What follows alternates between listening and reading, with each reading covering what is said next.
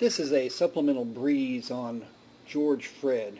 George Fred is a mummy that came to the Bioanthropology Research Institute from Ripley's Believe It or Not, and it was donated to our institute for education and research purposes. So it's perfect to use in our course. And what we're going to use George Fred for is for you to practice your observational skills, practice research question development, and create an initial research design. Remember, all science begins with observation. It's how people viewed nature and had questions about it. So what we're going to do, you're going to observe a few slides of George Fred, and you're going to develop questions. You're going to see what questions arise from your observations. Here's George Fred. Let's make some initial observations. His skin is very dark. Is that a process of embalming? Look at the erosion on the inner side of his left thigh. What could have caused that? You might notice, but not too well from this picture, that there are some openings in his chest. Anytime you need to, you can pause this quick time and take a closer look at some of the features of George Fred. Let's make some new observations. First of all, the first thing that comes to your eyes, your observation, is the needle sticking in his chest. Well, we're conducting liver biopsies on George Fred, but I also want you to notice that this is a closer view. Look at the quality of his skin. Now you'll also notice that there's an incision down the center of his chest, and you can almost see the stitch marks. Does that call to mind any additional questions? Here's another view that shows that incision down the center of his chest. You can make out the stitches a little bit better in this picture. Also notice the sort of dusty discoloration on his skin. Could that be mold? Could that be a research question? Also, there's an opening in his chest, on his right upper chest there, and you can actually see two ribs, but you can see organs beyond those ribs. So that should bring up a few more questions. How well was he preserved? What was he preserved with? Are his internal organs intact? Are there diseases in those internal organs? So just from these observations, many questions can arise. Let's look at the next photo.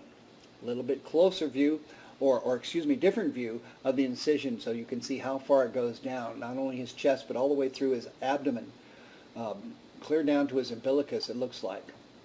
So those stitching patterns, once again, and the nature of opening the chest. Was it surgical? Was it an autopsy? What could it have been for? This next picture shows his face a little bit more closely, and that should bring to mind a few more questions. Look at the condition of his teeth. What can they tell you about the mummy? Look at his nose, how well preserved that is. Once again, a question of preservation. What was he embalmed with?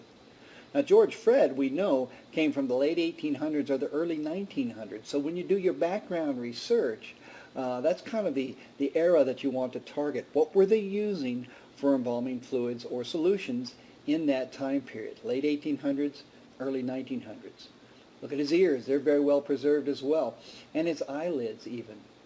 Now, he does have an erosion on his cheek on the right side. Is that because of an abscess? Or is it just wear and tear over time on this mummy? So with these few slides, as you can see, many questions can arise. And that now is your task. First, state your observation, the one that struck you the most, and write a specific research question about it. Then, phrase your question as both a hypothesis and a null hypothesis, sort of an if-then statement. Then conduct and report on background research related to your question. For example, if you're concerned about diseases, you want to know if George Fred had diseases, if he had internal organs, and if there's any evidence of paleopathology that remains. So you'll need to do some research on a little bit on how that's determined. Then finally speculate as to how you answer your question by setting up an experimental design. Now you can be creative with this. You can make fictitious control groups or comparison groups for George Fred and tie it all in. Remember, your experimental design has to be set up so that it will answer your question. If I do this, if I sample tissue through elemental chemistry, I can determine what chemistry they use to embalm George Fred, for example. and then you can speculate on some of those procedures. Once again, this is this 5.2, this assignment, we're going to build on later in the course, and you'll make a complete research proposal, but this is the first place to start. In fact, most research starts with a good question. So once again, review George Fred, use your observational skills, see what about him strikes you the most, and then write a question. Once you've got the question, then you can figure out how you're going to answer that question through an experimental design. Okay, have fun with this, and I really, really look forward to your papers. Also, if you have any questions about the process or about the project, go ahead and email me, and I'll get back to you as soon as I can. Thank you for your kind attention. Have fun.